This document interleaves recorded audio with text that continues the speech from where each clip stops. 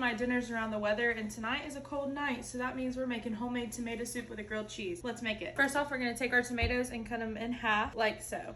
I've got about 12 tomatoes here. You're gonna take a red onion, do the same thing. With your onion, you just wanna cut them in fours. We're gonna have all of our tomatoes facing up, and then we're gonna start seasoning. During this process, you wanna make sure that your oven is preheated to 450 degrees. So it calls for 1 thing of garlic. I like to use garlic in this home, so I'm just gonna sprinkle it over the tomatoes and stuff. Then calls for oil. I'm going in with avocado. You could use olive oil too, it's up to you. Just drizzle them on there. Then we're gonna go in with our seasonings. Oregano, season generously.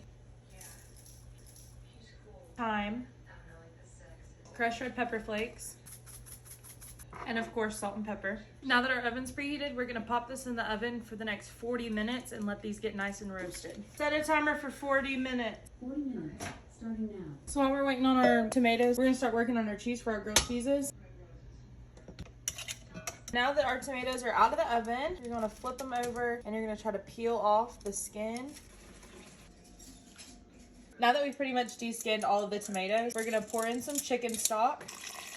And it is at this point that you're gonna wanna go ahead and blend up your tomatoes and your onions. I'm going in with this hand mixer here. We're gonna sift through and see if there's any sort of big maters in there that we're missing. Like so.